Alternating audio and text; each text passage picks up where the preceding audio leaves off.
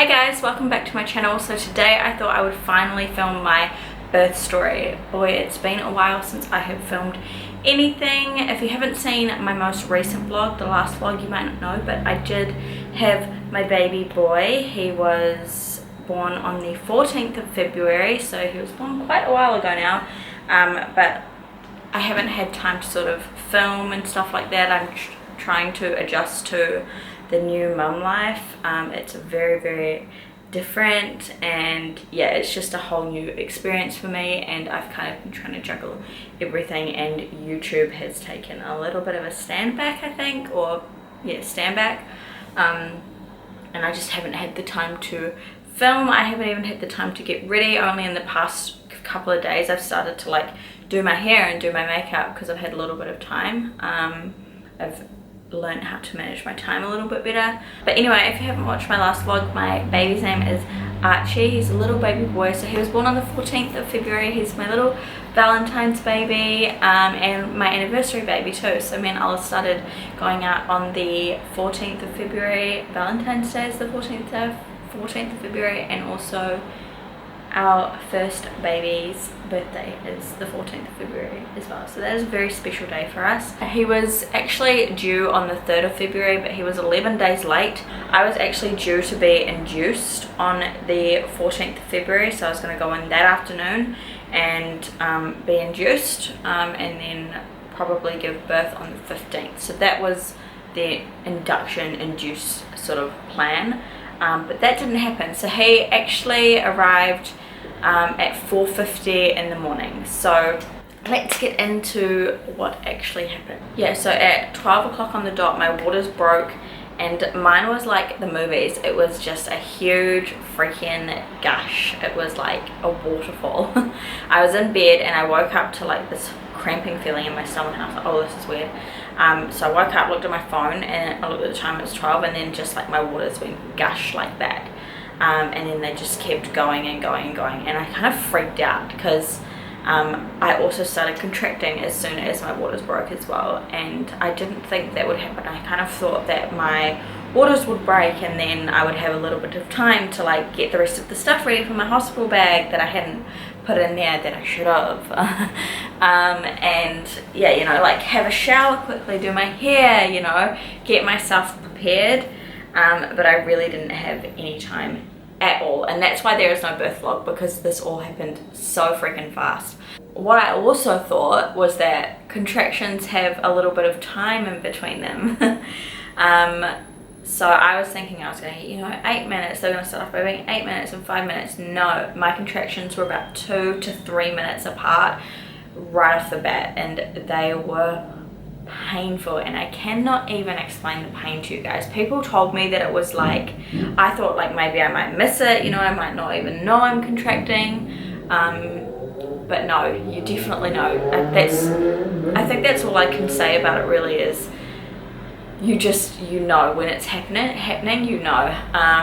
And people had always told me, you know, it's like period cramps and stuff like that, but to me it's completely different. It's a whole new level of pain that I had never felt before. So that started straight away as soon as my waters broke, and I started freaking out. I always thought I was going to be a really calm person and just be able to, you know, get through everything. Things were going to be fine. I was going to breathe and it was going to be okay. But that was not how things worked out. I freaked out. Like, I started panicking, and that was the one thing I didn't want to happen. I really didn't want to start panicking, but I did. I woke up, got up, called my midwife, and I was like, I'm pretty sure my waters just broke. I'm in bed. And she's asking me all these questions like, is it still going? And I was like, I didn't really know because I was in a lot of pain at the time. And she's like, are you in pain? And I was like, yes, I'm in so much pain. And I was like, and then I started contracting while I was on the phone to her. So she told me to come in. Lucky my mum was here. So when my waters broke, I like jumped up out of bed and told my partner.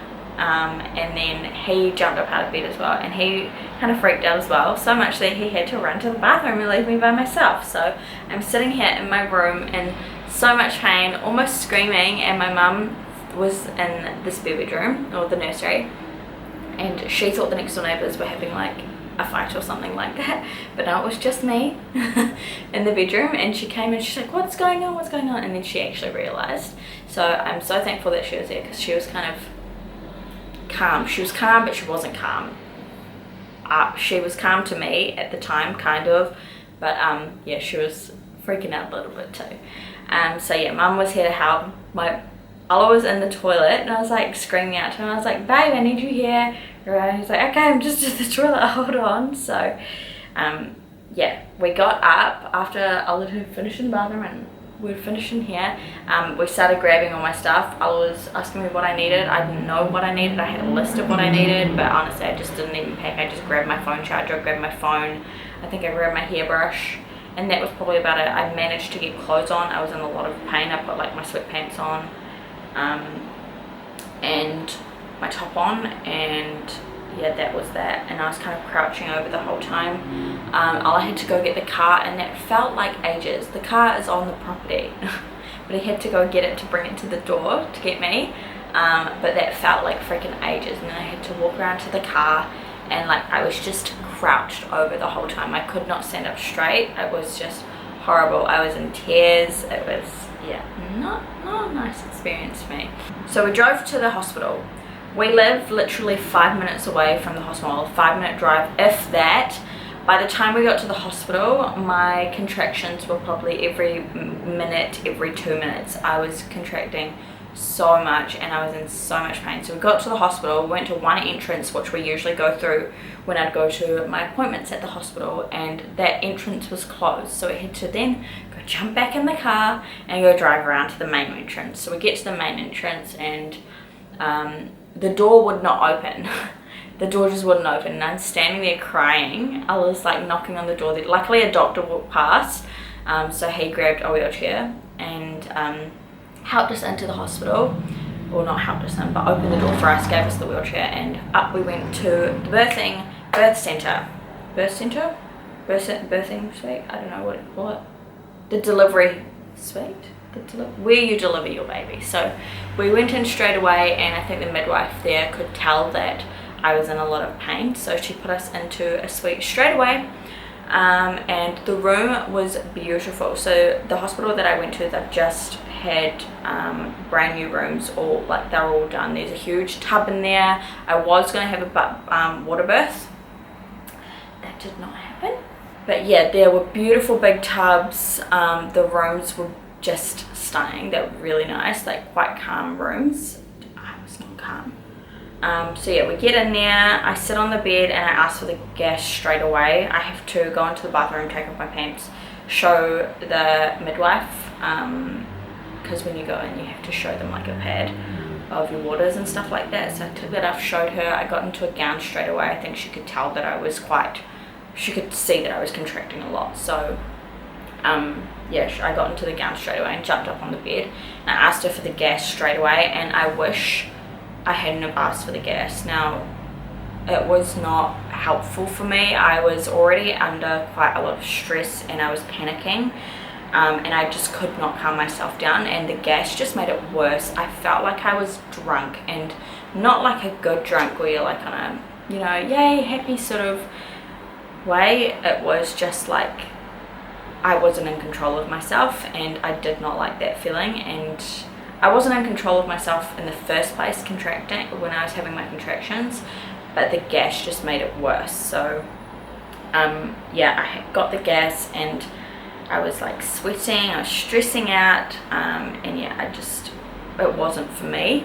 I think if I had been a little bit more calm and was able to breathe properly, it probably would have worked a little bit better for me, but because I was just stressed out and yeah, not in like a calm space or calm place within myself, I was just, yeah, it just didn't do me any good. It made my head feel fuzzy. I just felt all over the place, and yeah, I didn't like it at all.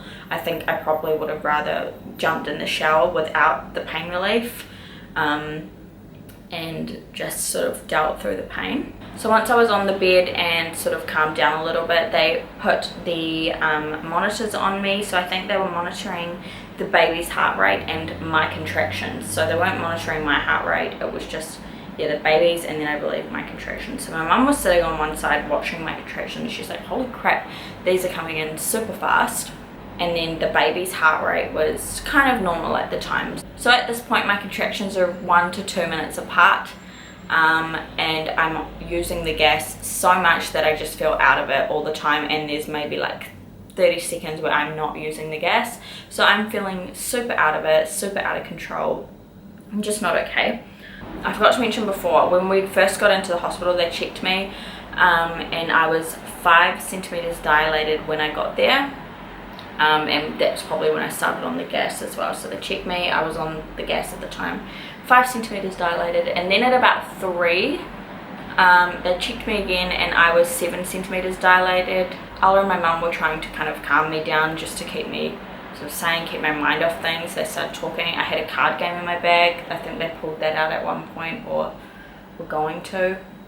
But yeah, I don't remember too much of that. But I remember at about 3:30, I asked for the epidural, and I honestly did not think I would get the epidural. I really wanted to have a natural birth, but it just wasn't in my cards that night. It just didn't want to happen. I was in so much freaking pain, and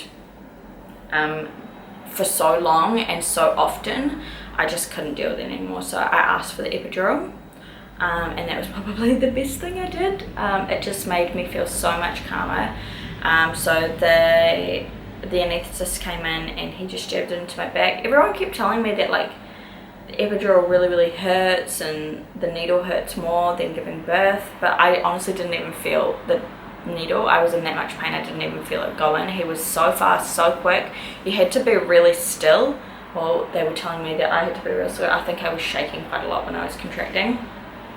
So yeah, it just went super fast. He came in, put this big sheet on my back, and then jabbed the needle into my back. Didn't even feel the needle. I didn't want to see the needle. They told me about what can happen briefly. I didn't really want to hear it, so I don't think I really listened too much about it. I just wanted to not be in pain anymore. So yeah, they jabbed that into my back, and then I basically went numb from about here down. That calmed me down so much. So I was just like relaxed.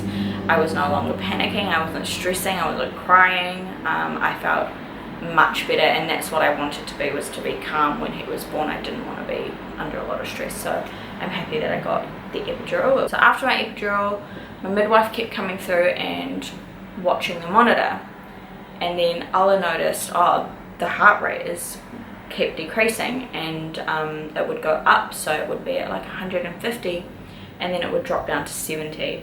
And we thought it was my heart rate at first, but then we realized that it was actually the baby's heart rate. And the midwife kept coming in and looking at it, and Ella was like, is that normal? And the midwife was, oh, I'm just like waiting to look at that, because it was just dropping so drastically. And they kept moving me from side to side, and I didn't really know why. They didn't really tell me like why. And then a whole lot of people came in. So there were like 2 doctors that came in, the anesthetist, and then like 3 other people, and a whole bunch of people just came in, and I kind of freaked out a little bit. Ella freaked out quite a little bit. Thank God my mum was there, because she kind of kept him calm, and him being calm kept me calm.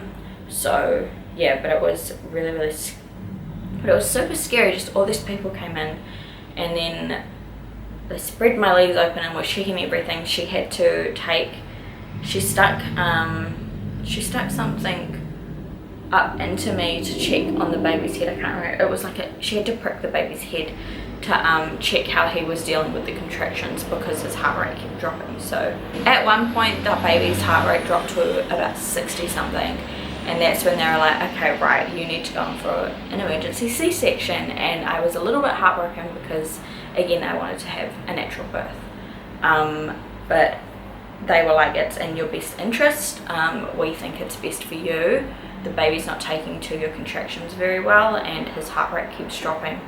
Oh, it's making me emotional thinking about it. It was really weird, because it kept going down, but then it would go back up again. So they moved me to one side, and then it would go up, but then a little bit later on it would drop again. So they'd have to move me again, and then it would go down. So then they did that quite a few times before they actually took me in.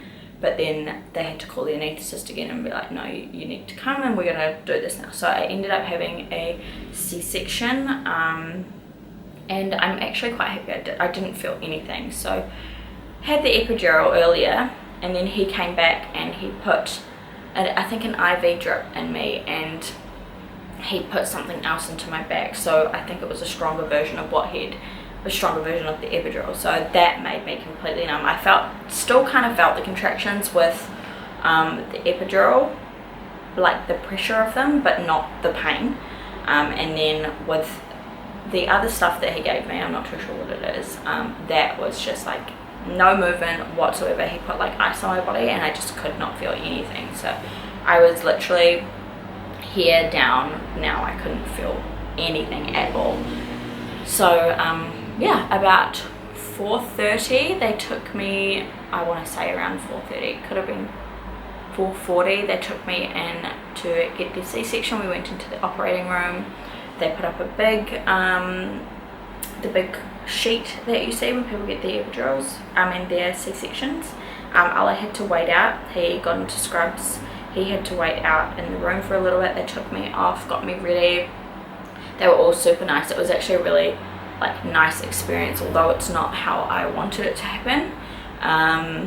It was a really nice experience. All the nurses, all the doctors and everyone there was super nice and super lovely. So yeah, I felt really comfortable. And yeah, we went in, they got me all ready. Ella came in, and then at 4:50 he was born. And yeah, it was super exciting. It's just like an unbelievable feeling. I can't explain it. Like, you think you know what love is until you see your child. It's crazy. So yeah, that is pretty much what happened with my birth. After that, I got super sad because they had to take him away. Him and Ella had to go. I went into recovery, so they kind of stitched me back up and stuff like that, and then I had to wait in another area of the hospital for, I think it was the same floor, I'm not too sure in all honesty. They were just taking me all around everywhere. I didn't really know what was going on. But yeah, I had to sit in there for about an hour. The lady was like, just go to sleep, and then when you wake up you'll be able to go see your baby. So I managed to get like half an hour of sleep, but I was just so excited and I kept thinking about like seeing my baby. And yeah, and then I got put into, so after I've been in recovery, I got taken to my room. I was originally supposed to be in a ward with other people, but when you get a C-section I think they put you in your own room because I don't think you're as able to get up and walk around and stuff like that. So yeah, I wasn't able to move for a whole day. I did not leave my bed. I had a catheter in, so yeah, I just was bedbound for that whole day pretty much, and then the next day I got up. But yeah, that was pretty much my birth. I was in hospital for 3 days afterwards. No, how long did I stay? I think I stayed 2 nights actually. 2 nights or 3 nights? 2 nights and 3 days. Usually I think you stay 3 nights and 4 days for a C-section, but they were able to let me go earlier. I asked them, well they said if you want to go home earlier you can, and I healed really fast. So yeah, we were just looking after him in the hospital.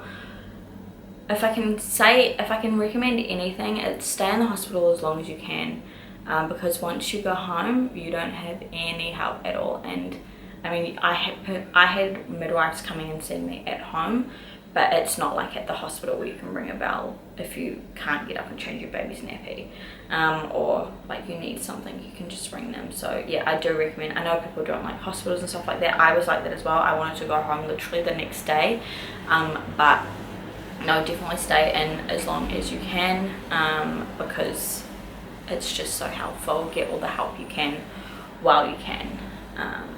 And yeah, anyway, that is pretty much it for my birth story. The hospital experience was amazing, even though it's not how I wanted it to go. Yeah, the nurses and the midwives, everyone at the hospital were really, really lovely, so I'm super happy for that. I went to St. George in Sydney, and yeah, I was super happy with the way I was treated there. I absolutely loved it. I was in public, by the way.